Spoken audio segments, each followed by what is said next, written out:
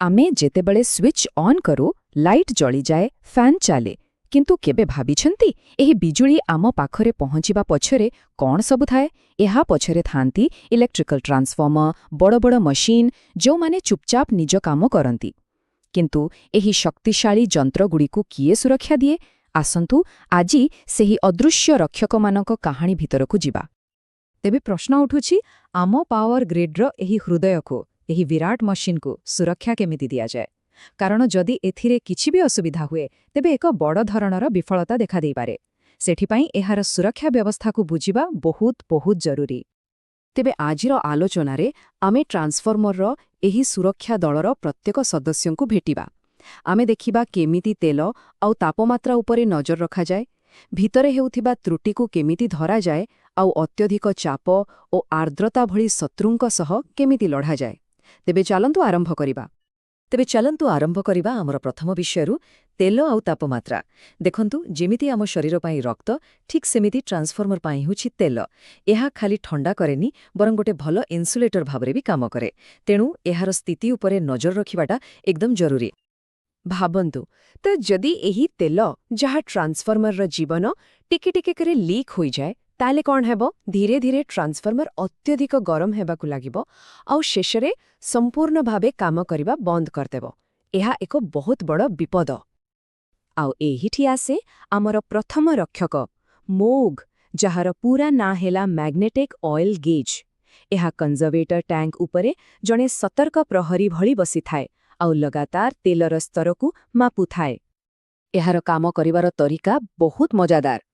जेतेबेले तेल स्तर कमिबा आरंभ करे एहार भितरे थिबा फ्लोट तळकु खसे प्रथमे एहा गोटे स्विच को चालू करी अलार्म दिए जेमिति कि एक सतर्क घंटी किंतु जदि तेल स्तर आहुरी विपज्जनक स्तर को खसी जाए तेबे द्वितीय स्विच तुरंत ट्रिप कमांड पठाई ट्रांसफॉर्मर को बंद करी दिए आउ एक बड़ दुर्घटना को एडाई दिए। तेल लीक तो गोटे कथा किंतु आउ गोटे अदृश्य विपद अछि सेटा हेउछि भितरर उत्ताप। जेतेबेले ट्रांसफॉर्मर उपरे अधिक लोड पड़े किंबा भितरे किछि छोट त्रुटि थाए तापमात्रा धीरे धीरे बढ़िबाकु लागे। एइटे तापमात्रा मापिबा पाई दुई जण सिपाही अछंती ओटीआई और डब्ल्यूटीआई। ओटीआई माने ऑयल टेम्परेचर इंडिकेटर सीधा सड़क तेलर तापमात्रा मापे किंतु डब्ल्यूटीआई माने वाइंडिंग टेम्परेचर इंडिकेटर हेउछि जणे स्पेशल एजेंट। एहा करेंट ट्रांसफॉर्मर बा सीटी रु डाटा नेई निजोकु ठीक सेतिकी गरम करे जेतिकी वाइंडिंग गरम हेउथिबो। एहा द्वारा वाइंडिंग रो सबुठु उत्तप्त स्थानर तापमात्रा सठिक भाबे जणा पड़े। आउ एही सबु उपकरण एमिति नुहे जे केतेबेले भी काम करिवे एमानंक पाई गोटे निर्दिष्ट सीमा आछे। साधारणतः 85 डिग्री सेल्सियस पाखापाखी पहुंचिले प्रथमे अलार्म बाजे आउ जदि तापमात्रा आहुरी बढ़े तेबी ट्रिप कमांड दिया जाए। अच्छा तेल आउ तापमात्रा कथा तो बुझीगले एबे चालंतु ट्रांसफॉर्मर रो आहुरी भितरकु जिबा आउ सेही त्रुटि विषय जानिबा जहा भितरे सृष्टि हुए आउ बहुत विपज्जनक होई पारे। ट्रांसफॉर्मर भितरे जदि कोनोसी इलेक्ट्रिकल स्पार्क बा आर्क हुए सेटा बहुत भयंकर काहेकि ना एही आर्क तेलकु भांगी एक ज्वलनशील गैस तैयारी करे आउ एही गैस जदि जमा होई जाए तेबे एक बड़ विस्फोरण होई पारे तेणु एहाकु तुरंत ठाप करिबा निहाके दरकार। आउ एही गैस को ठाप करिबा पाई आम पाखरे अछि सबुठारु गुरुत्वपूर्ण आउ संवेदनशील डिटेक्टिव बुक होल्स रिले। एहा मुख्य टैंक आउ कंजर्वेटर टैंक को जोड़ुथिबा पाइप भितरे लागि थाए।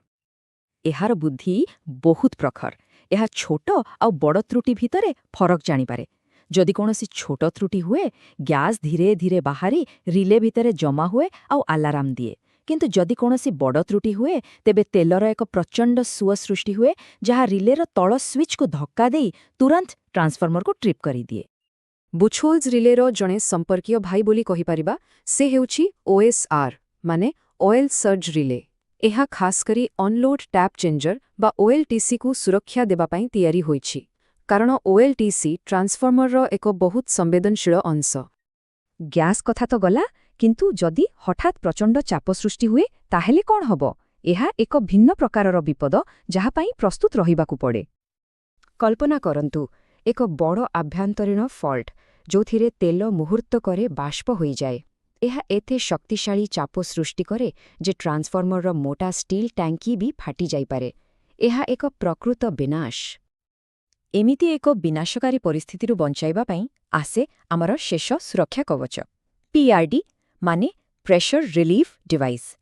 ଏହା ଏକ ସରଳ ମେକାନିକାଲ ଭାଲ୍ଭ ଯାହା ଟ୍ରାନ୍ସଫର୍ମର ପାଇଁ ଏକ ସେଫ୍ଟି ଭାଲ୍ଭ ଭଳି କାମ କରେ। ଏହାର କାମ କରିବାର ପ୍ରଣାଳୀ ଏକଦମ ସିଧାସଳଖ। କୌଣସି ଇଲେକ୍ଟ୍ରୋନିକ୍ସ ନାହିଁ, କିଛି ନାହିଁ। ଯେତେବେଳେ ଭିତରର ଚାପ ଏକ ନିର୍ଦ୍ଦିଷ୍ଟ ସୀମା ପାର କରିଯାଏ, ସେ ସ୍ପ୍ରିଂକୁ ଠେଲି ଖୋଲିଯାଏ।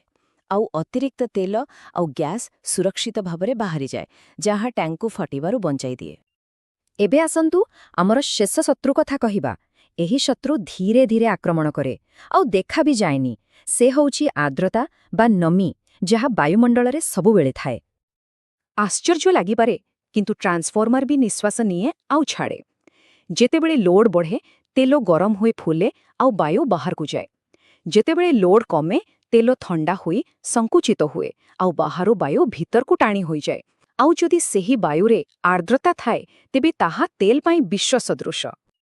ତେବେ ଏହି ସମସ୍ୟାର ସମାଧାନ କ'ଣ? ଏହାର ସମାଧାନ ହେଉଛି ସିଲିକା ଜେଲ୍ ବ୍ରିଦର, ଯାହାକୁ ଆମେ ଟ୍ରାନ୍ସଫର୍ମରର ଫୁସ୍ଫୁସ୍ ବୋଲି କହିପାରିବା। ଯେତେବେଳେ ବି ବାୟୁ ଭିତରକୁ ଆସେ, ଏହା ତା ଭିତରୁ ସବୁ ଆର୍ଦ୍ରତାକୁ ଛାଣିନିଏ ଆଉ କେବଳ ଶୁଖିଲା ପବନକୁ ଭିତରକୁ ଯିବାକୁ ଦିଏ। ଆଉ ସବୁଠୁ ଭଲ କଥା ହେଉଛି ଏହାର ସ୍ୱାସ୍ଥ୍ୟ ପରୀକ୍ଷା କରିବା ବହୁତ ସହଜ। ତାର ରଙ୍ଗରୁ ହିଁ ସବୁ ଜଣାପଡ଼ିଯାଏ। ଯେତେବେଳେ ସିଲିକା ଜେଲ୍ ଶୁଖିଲା ଆଉ କାମ କରିବା ଅବସ୍ଥାରେ ଥାଏ, ତାର ରଙ୍ଗ ନୀଳ ଥାଏ। କିନ୍ତୁ ଯେତେବେଳେ ଏହା ଆର୍ଦ୍ରତା ଶୋଷି ଶୋଷି ପୁରା ଭର୍ତ୍ତି ହୋଇଯାଏ, ଏହାର ରଙ୍ଗ ବଦଳି ଗୋଲାପୀ ହୋଇଯାଏ। ଏହା ଏକ ସଙ୍କେତ ଯେ ଏବେ ଏହାକୁ ବଦଳାଇବାର ସମୟ ଆସିଗଲାଣି। ତେବେ ଏତେ ସବୁ ଉପକରଣ ବିଷୟରେ ଜାଣିବା ପରେ ଗୋଟେ କଥା ସ୍ପଷ୍ଟ ଯେ ଏମାନେ କେହି ଏକୁଟିଆ କାମ କରନ୍ତିନି। ଏହା ଏକ ସମ୍ପୂର୍ଣ୍ଣ ଦଳ ଯେଉଁମାନେ ମିଶି କାମ କରନ୍ତି ଆଉ ଟ୍ରାନ୍ସଫର୍ମରକୁ ସୁରକ୍ଷା ଦିଅନ୍ତି। ତେବେ ଆସନ୍ତୁ ଶେଷରେ ଏହି ସୁପର ହିରୋ ଟିମ୍କୁ ପୁଣି ଥରେ ଦେଖିନେବା। MOG ତେଲ ସ୍ତରର ପ୍ରହରୀ, OT ଆଉ WT ତାପମାତ୍ରାର ନିରୀକ୍ଷକ, ବୁଚ୍-ହୋଲ୍ସ ଆଉ OSR ଆଭ୍ୟନ୍ତରୀଣ ତ୍ରୁଟିର ଗୁପ୍ତଚର, PRD ଅତ୍ୟଧିକ ଚାପ ବିରୁଦ୍ଧରେ ଢାଲ, ଆଉ ସିଲିକା ଜେଲ୍ ବ୍ରିଦର ଆର୍ଦ୍ରତାର ଶତ୍ରୁ। ଏମାନେ ସମସ୍ତେ ମିଶି ଟ୍ରାନ୍ସଫର୍ମରକୁ ସୁରକ୍ଷିତ ରଖନ୍ତି। ଏହି ସବୁ ଅଦୃଶ୍ୟ ସଂରକ୍ଷକମାନେ 24 ଘଣ୍ଟା ପ୍ରତିଟି ମୁହୂର୍ତ୍ତରେ ନିଜ କାମ କରୁଛନ୍ତି। ତେବେ ପରଥର ଯେତେବେଳେ ଆମ ଘରର ଲାଇଟ୍ ଜଳିବ, କେହି କ'ଣ ଏହି ଚୁପଚାପ କାମ କରୁଥିବା ରକ୍ଷକମାନଙ୍କୁ ମୁହୂର୍ତ୍ତେ ପାଇଁ ମନେ ପକାଇବ?